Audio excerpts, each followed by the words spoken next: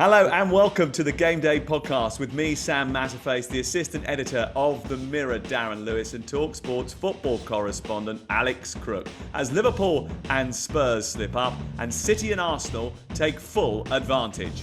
Is the title race done? Well, we've said that before. Is the top four race finished? Well, look, there's still miles to go. It's not over until it's over. Yeah, but it's probably over. Things change quickly in the best league in the world, though. Everton go to Watford on Wednesday night, looking to take a step towards safety because they've got back-to-back wins over Chelsea and Leicester. Leeds are getting loose. Burnley have returned to type. Both are in massive danger.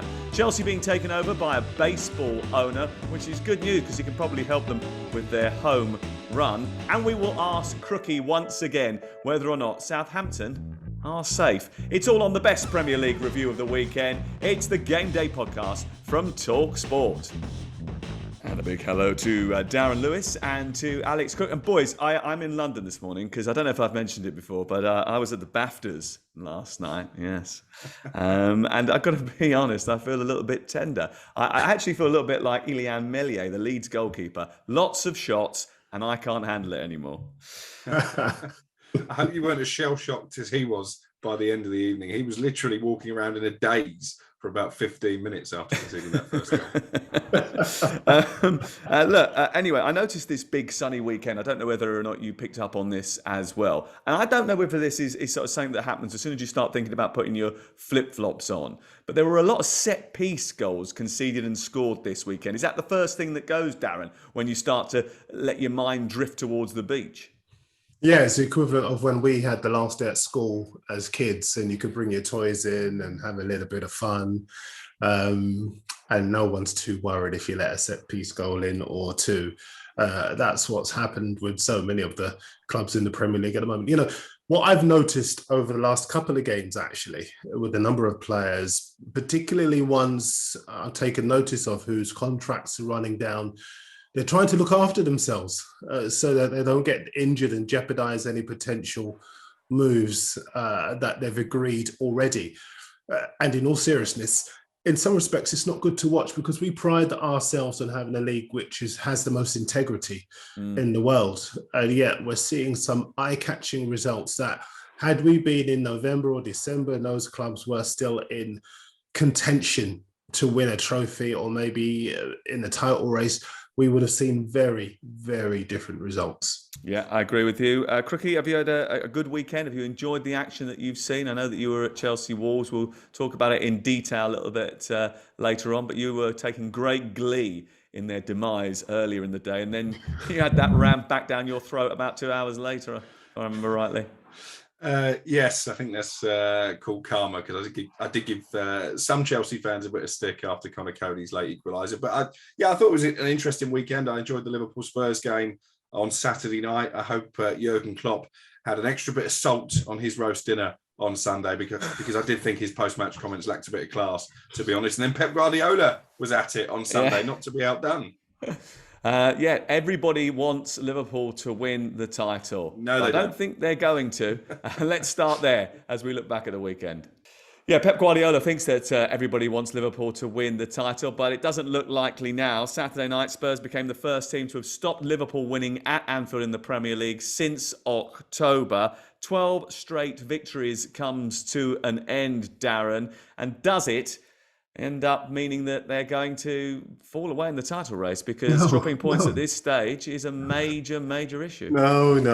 Listen, do you know, part of the reason I'm not listening to the people who are saying it's all over now is because those same people were saying give City the title in January. Well, you were one of them. No. I was resigned to City having control. But I remember, and you can get that podcast back up, quoting you, Pep Guardiola, saying there are 51 points still to play for. And so it's crazy to say that it's all over. And I remember also in that particular podcast pointing to the key matches that could actually see City drop points. And what we've seen, actually, the ones I thought they'd drop points in, they didn't. The ones that I didn't think they'd drop points in, they did. And I still do think they've got to go to West Ham. They couldn't score at West Ham in the League Cup when they went out of that particular competition. And they had some big players starting that match. Kyle Walker, Kevin De Bruyne, Raheem Sterling. They had some really big players. Cancelo came on at halftime. They dropped points against Southampton as well. So all of us looking at the fixture list, and we've been doing it all season, and we're guilty of doing that, of saying they're going to beat them, they're going to beat them, they're going to beat them.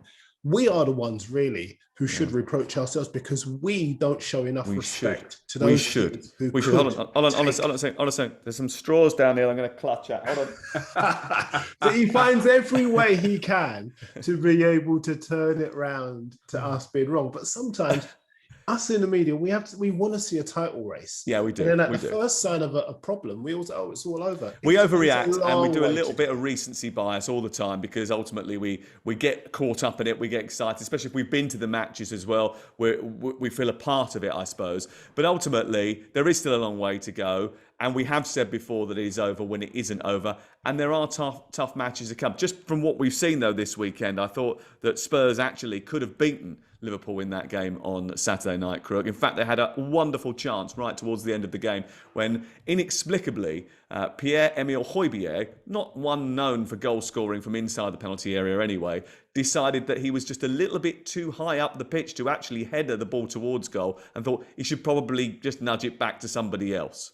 Yeah, I'm not sure how many headed goals, if any, Pierre Højbjerg has scored over the course of his Premier League career, but I think that was a classic case of wrong player in the wrong place at the wrong time, really, as far as Tottenham are concerned. But you're right, I think it was a brilliant game plan for Antonio Conte, despite Jurgen Klopp's grumbles afterwards. It's not Antonio Conte's job to go and put on a show and allow Liverpool to play the type of football that would enable them to get the 3 points. So I did think his post-match comments were poor. What didn't you like about them? What did he say that really irked you?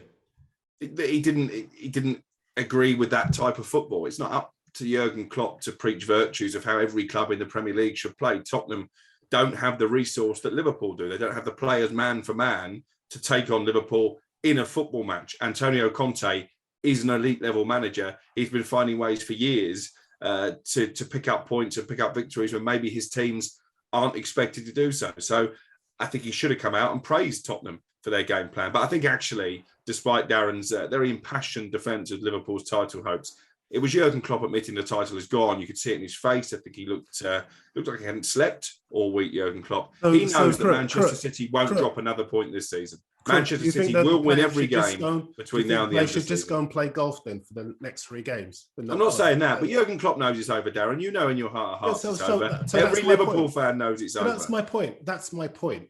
If it's all over, should he just play maybe the second team in the next 3 games?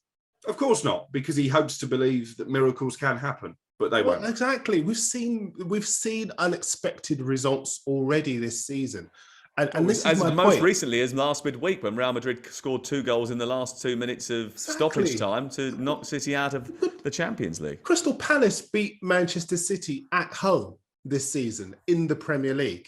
You can never legislate for a league where the mid-ranking sides, if you like, have a strength that other leagues don't have. And so, and the one good thing about Guardiola, and you know, I know he thinks this nonsense about everyone wants Liverpool to win. You know that, and you tease me about Liverpool, but the facts are, and I always say this, when we're broadcasting and when I'm doing my job, I'm a reporter. I'm not a fan. And if Liverpool do something wrong and they're deserving of criticism, they get it. And I think that's the same for a lot of people within my profession. We're all the same. Of their loyalties, if anything, they are harder on the teams they support and easier on those teams. And I think as far as Liverpool are concerned, we want it to go to the wire. There is every chance it can still go to the wire. And I do not accept at this stage that it's all over. And the good news is that they both, Liverpool and Manchester City, got Aston Villa to play. So Stevie G will roll over for Liverpool and then he'll put out his best team and they'll work really hard against Manchester City. I mean, who would say a thing like that? That sounds like something that maybe Sir Alex Ferguson would have said back in the day. And then Kevin Keegan had thrown his toys out of the pram as a result. They've got Aston Villa in midweek and then they've got Chelsea at the weekend for the FA Cup final. Liverpool, they're still going to have a very good season. Southampton follow. That's an easy 3 points. And then Wolverhampton Wanderers on the final day of the season. Let's talk a little bit about Manchester City then, because they were victorious on Sunday afternoon. The perfect riposte to a demoralising, deflating defeat in midweek against a Newcastle team who looked a shade off the pace to me, Crook. Yeah, a lot of people were saying maybe this could be where Manchester City would slip up because they would be suffering some kind of Champions League hangover. I never really bought into that narrative because how often does Pep Guardiola lose back-to-back games? You'll probably have the stats, Sam, but I don't think it's happened on too many occasions since he came to these shores. And Newcastle, to quote Darren, they're on the beach. You know, they've achieved what they wanted to. They're safe with games to spare, which they couldn't have envisaged as recently as the end of January. But I think it does show as well, Newcastle fans, and we've got a few of them at talkSPORT Towers, they're excited about next season. They're going to sign Kylian Mbappe. They're going to challenge for the Champions League. I think we've seen the gap that Newcastle have to make up. And I think for them next season, if they could challenge even for a Europa Conference League place, that would be progress. It might not be enough for some impatient Newcastle fans, but that is the fact of the matter. And let's talk about Arsenal. Their quest for Champions League football continued as they laboured to a 2-1 victory over Leeds United at the Emirates Stadium on Sunday. Eddie Nketiah scored twice against 10-man Leeds, sending the visitors into the Premier League relegation zone as a result of that. And Nketiah actually was once on loan at Leeds United. He could have done them serious damage yesterday. He seemed to sort of almost seal the points within the first 10 minutes of the match before they gave a little bit of encouragement to Leeds United. Luke Ayling was sent off. Should we start with Nketiah? Because I think there's been a lot of talk about his future and whether or not he's going to sign the contract that Arsenal have offered him. And they have offered him a contract. In fact, they've offered him 2 different contracts over the course of the last 6 months. Hasn't signed it yet. What's the latest, do you think, Darren? Is he going to stay? No, he's not going to stay. He's going to leave, and he's putting himself in the shop window with his performances so that he can maximise his options. If he was going to stay, he'd have stayed a long time ago and signed his contract. Gave a flash interview, the one they do straight after the match, to Sky Sports, and the reporter did so well to try and pin him down to an answer as to whether he's going to stay, and he avoided it. We've all seen enough football, and I'm sure everyone watching and listening, you've all seen enough football to know when players are going to stay, they commit and they don't make any bones about it. He's going to leave. He'll do well. Arsenal will survive. They played well-ish yesterday. Leeds shot themselves in the foot. But Luke Ayling shot themselves in the foot, didn't they? Well, to be fair, they'd shot themselves before that. I mean, Yeah, the goalkeeper had no idea what he was doing. And then the defending for the second goal was shambolic. And then obviously Luke Ayling lost his mind. I think it's going to be hard for them, but if they can win one more home game, they might have a chance. But as far as Arsenal are concerned, it's not their fault that the teams they've played against have been so bad. They've done incredibly well, but they've been lucky with their fixtures, though, haven't they? I mean, they really have just hit everybody at the right time, Arsenal. No, but they've taken their chances. They have, and you've got to credit them for that. And if that earns you a new 3-year contract, that should earn you a new 3-year contract. I mean, he is staying, isn't he, Mikel Arteta? I mean, I thought it would have been better, actually, for him to get his contract once he'd earned a top 4 place, and it would have looked like reward for doing something. But actually, they've given it to him early, in a sense, maybe in anticipation that they are going to end up getting a top 4 place. The North London derby is next for Arsenal against Tottenham. And actually, they can even afford to lose it and still be favourites to finish in the top 4. So they've got a huge advantage over Tottenham now, Crook.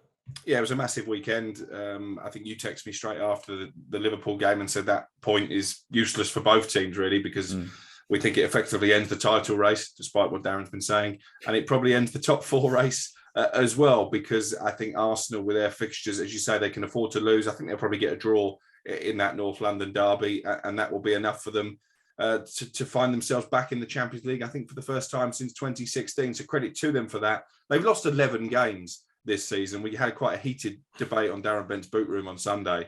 I was maybe tongue-in-cheek suggesting that perhaps the Premier League should consider just having 3 Champions League places, because do a team who've lost 11 games over the course of the season really deserve to be in the Champions League? And I think not only have they got lucky with their fixtures, they've got lucky that Manchester United have been such a shambles. They've got lucky that Tottenham appointed Nuno Espirito Santo as their original manager this season and not Antonio Conte. And they might even get lucky that Chelsea find themselves in a state of flux and Arsenal end up finishing in 3rd place. And listen, they're not the 3rd best team in the Premier League. And I actually think next season, it wouldn't take much for fans to turn on Mikel Arteta. If they start the season bad, if they find themselves in 7th or 8th, if the European campaign doesn't get off to a positive start, I think they'll quickly turn. Wow, Mason Holgate fired resurgent Everton this weekend out of the Premier League relegation zone with the winning goal and a 2-1 victory against Leicester. The defenders' header secured back-to-back league wins for just the second time this season. I think the first since August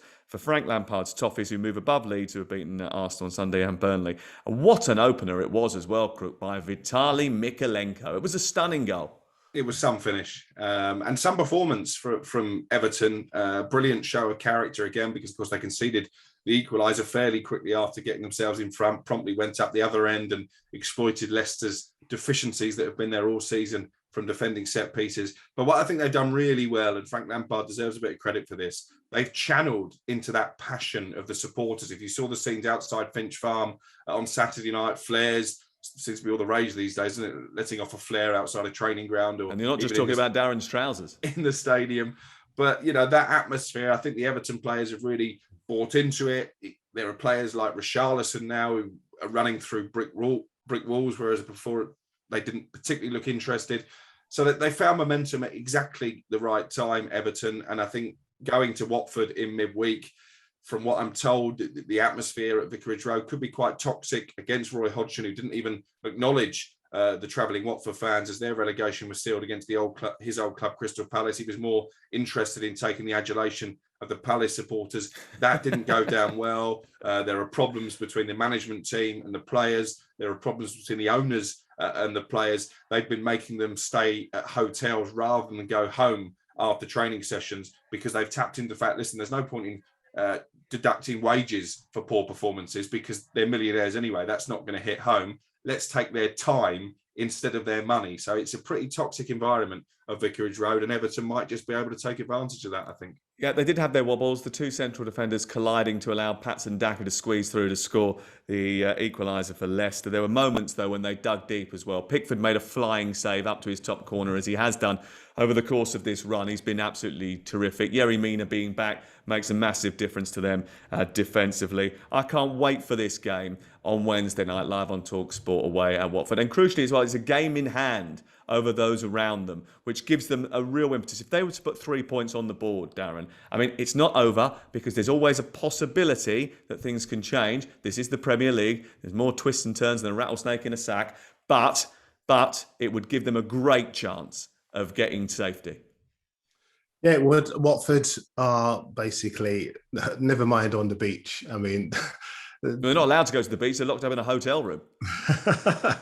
The interesting thing about Watford is that their relegation underlines what we've been saying all season. You simply cannot follow that model that people were defending when Xisco was sacked and Roy Hodgson was brought in, of simply... outrageous. Because he lost 2 games. In fact, the other managers have all lost only 2 games each, and he was only in charge for 7. Well, it was just a joke. And I think the way that they have treated managers over the years has been appalling.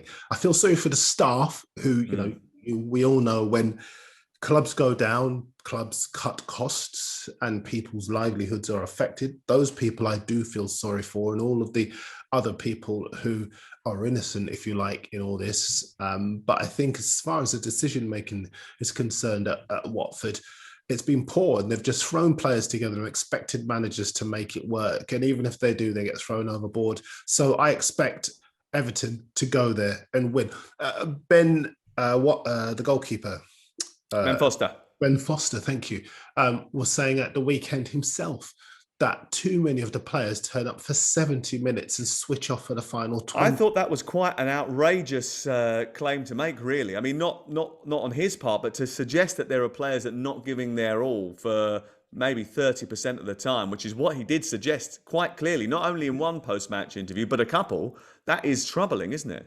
That's what happens if you sign players like Joshua King. Oh, well, that's your personal thing. I'm not going to aim it at one particular player, but I'll let you develop that. I mean, all I will say is this. As far as Everton are concerned, there are no easy games in the Premier League except Watford home or home, and they will fully take all 3 points. And Watford players, They take their money, but they are not interested in playing football. The most ironic thing about that, Darren, is that you said there's no easy games in the Premier League apart from Watford home and away. And they were beaten at home by Watford by 5-2 earlier in the season. So they won't be taking it lightly when they go to Vicarage Road. This current Watford of Okay. the last 3 months. Okay, do you want to develop your point on Joshua King? Do you want to be a bit sort of? I feel like it's a bit picking on an individual there. Well, he's case in point. He's produced 2 performances this season. One was in that 5-2 win at Goodison Park because he felt mistreated by Everton last season, and one was in the 4-1 demolition of Manchester United because he felt mistreated that Manchester United didn't follow through their bid to sign him a couple of January windows ago. He down tools at Bournemouth when he didn't get his move. Barely tried a leg for them after that Manchester United move fell through. He isn't the type of character that you want in a relegation fight. Watford were always going to be in a relegation fight this season. So it's just rank bad recruitment. And he's not the only one. From what I'm told, Ben Foster's comments are bang on. And actually, he's probably being quite generous by suggesting that some of these Watford players turn up for 70 minutes out of 90. Not sure they turn up for quite as long as that, to be honest. Brighton 4, Manchester United 0. It's Brighton's best ever top flight win at the Amex. It was probably their best ever day at the Amex Stadium. Even Graham Potter, notoriously not someone to get too excited or too downbeat, no matter the result, said it was very, very special. And Brighton were. And I think what we should start by saying is that Brighton were absolutely terrific in this football match. Brilliant. One of the best performances that they've put in. They were excellently choreographed. They worked the ball brilliantly. Their patterns of play were excellent. Their finishing was superb, and you haven't always been able to say that about them over the course of the season. They defended well as a team. They were hungry. They were tight to Manchester United. They didn't let them rest. They were on them from the very first whistle.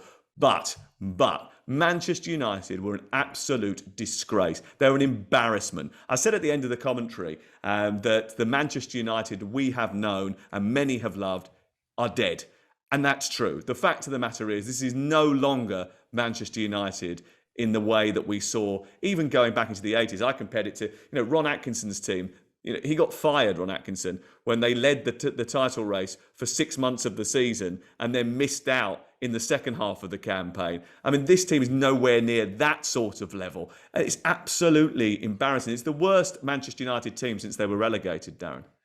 Yeah, absolutely. Shocking performances all over the pitch. 2 players, maybe 3, come out of it unscathed for me. Who? Elanga and Ronaldo. Elanga was dragged off at half-time. He was, but he's a promising player being dragged down by mediocrity and egos out of control around him. I think the lack of respect to the way that Ralph Rangnick wants to play is shocking and an indictment of a lot of these players. I would say it's their worst performance of the season, but I saw them turn it in against Watford. I saw them turn it in against Liverpool. There have been so many displays so far this season where they have been absolutely disgraceful and not one single player. Listen, if Ten Hag was to come in and say, I'm going to get rid of all 11, yeah, you would say, good idea, fella. Because that is, like on Saturday, I know you talked about the Watford performance. Like I say, the only ones that would escape for me unscathed would be De Gea, Elanga, and Ronaldo. The other players are decent players, but I tell you this, I'll make one point. I know you want to make a lot of points and Crook's going to make a lot of points. So I'll just say this one thing. This renders the idea that Conte would not have been a good fit for the club laughable. Yeah. And the only people pushing that are the people sympathetic to the likes of John Murter and Darren Fletcher and all of that, because they are scared to be challenged. When you look at the job that Conte's done at Spurs, the players has improved, the goals have scored, this garbage about, the Conte being angry at, Klopp being angry at Conte underlines the reason why he wasn't, it's nonsense. Conte challenges clubs that want to be challenged, and Manchester United do not want to be challenged. That's why they will not play Champions League football next season, and they're hurting. They need him. They missed him, and good on Spurs for getting him and making up for their intransigence. Okay, I think actually the Watford performance was a bad performance, but there were extenuating circumstances surrounding it, manager, other bits and I pieces. don't buy that. Let me finish what I'm saying. No, Let me I finish don't what buy I'm that, saying. Sam. You're Manchester United. Let me finish what I'm saying. Circumstances. The basic premise of wearing that shirt is hard work, and they didn't produce that on the day. Well, I'm talking. I agree with you. I'm saying to you that there were different circumstances surrounding the Watford performance. There were different circumstances around the Liverpool performance because Liverpool are an elite football team, and I can understand Manchester United getting beaten like that. But on Saturday, they chucked it in. It was absolutely evident that they didn't do what they'd been asked to do. They were not closing down spaces. They were not putting the required amount of effort in. And that, to me, especially towards the end of a season, away from home, when you've got lots of fans that have travelled down, when you've had a terrible time, and you've got to try and protect your position in the top, at least try and protect your position in the top six, you've got to make sure that the basic thing that you do is turn up and try to be counted. And they did not do that on Saturday. They were an absolute disgrace. They were abysmal from the minute the game started. And actually, 4-0 flatters Brighton because it should have been 9. Crook, we'll let you have your say now. I think you mean 4-0 flatters Manchester United, but we'll get over the semantics. You're right. I like the fact it's you two who are rowing about Manchester United, and I can just sit back here and watch, because I think over the course of the season, and actually over the course of the last 2 years, I've said pretty much all there is to be said about Manchester United. I disagree with you, Sam. That wasn't the first time this group of players have down tools. They've been doing it week in, week out. I'm not saying it's the first time. I'm saying it's the worst. It wasn't the worst. Sorry, Crook, you carry on. The worst might still be to come, because every time you think Manchester United can't get any worse, they do.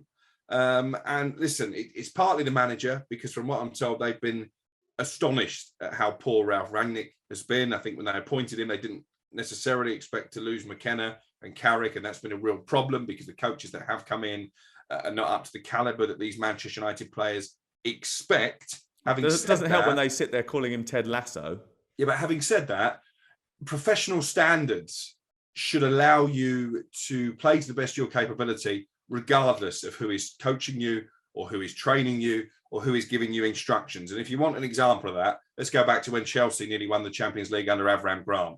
That wasn't a managerial genius. That was a group of players who had pride in the shirt, had pride in their own professional standards, who nearly dragged that team to a Champions League title. And actually, they did drag the team to a Champions League title under Roberto Di Matteo. So I'm not letting the Manchester United players off the hook. I agree De Gea has been one ray of light this season, but it's pretty easy if you're a goalkeeper in this team to look good because he's had plenty of practice. Has he been a leader?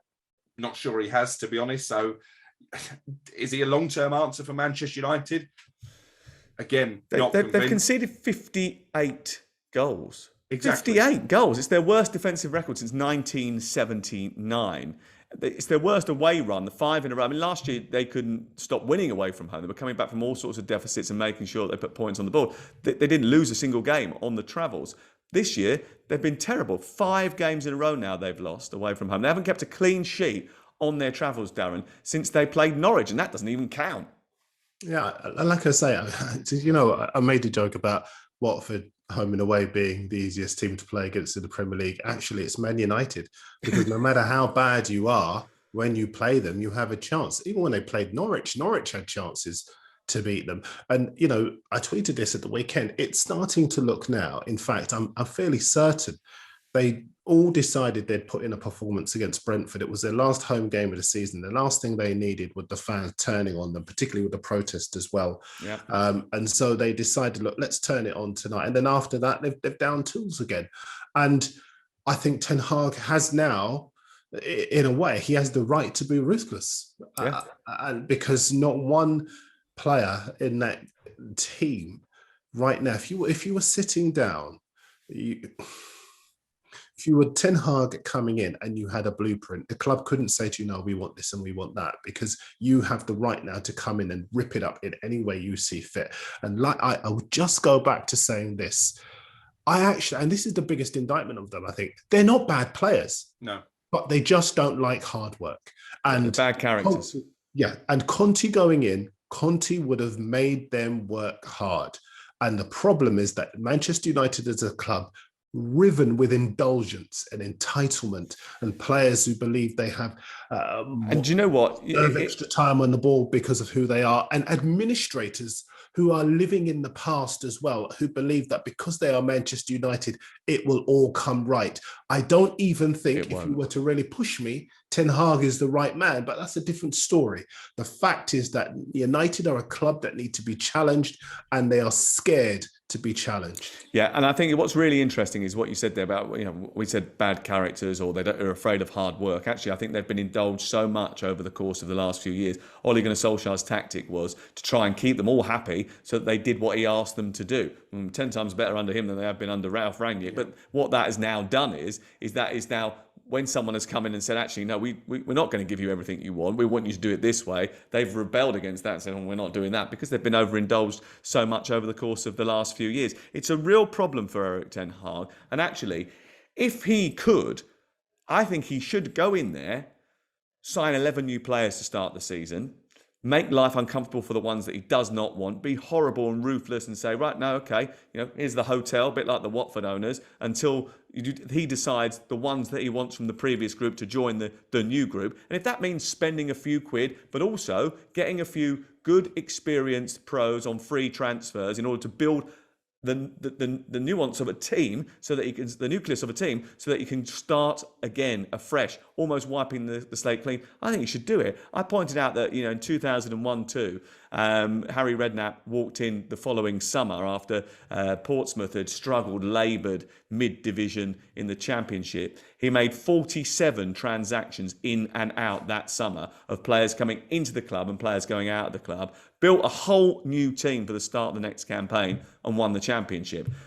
I'm not sure that's possible at a club like Manchester United, but it's that level of revolution that is required to get this club going in the right direction. He's got a helping hand, hasn't he? Because you look at the players who are out of contract. Paul Pogba will be leaving. It was fanciful to think that he would pitch up at Manchester City. I think the interest was genuine. Yeah, but he's not going to do that, Darren, because it's too much like hard work to go and play for Pep Guardiola. He'll end up somewhere like Paris Saint-Germain, where he can coast through games as he's tried to coast through his Manchester United. Antonio Conte goes Edinson Cavani shouldn't even be at the club anymore. He's coming to the end of his contract in the summer. He's turned up when he wants to. They should already have paid him off and said, listen, fella, you're out the door. Go back to Uruguay. Go and fix up your next move. Jesse Lingard, his family demanding a send-off on social media. I agree with Gary Neville. There have been far more prestigious names in Manchester United's history that haven't felt they deserve a send-off at Old Trafford. What has Jesse Lingard actually contributed in recent seasons to think he deserves a send-off? He's leaving in the summer. He had no intention of signing a new contract. He shouldn't be in the building either. It comes back to the point you're making. If players are letting their contracts run down so they can leave on a free and get themselves the best possible deal, they shouldn't be anywhere near the first team dressing room. Make them train with the kids. The fact that Ralph Rangnick has continued to indulge these players has been a big part of Manchester United's issue.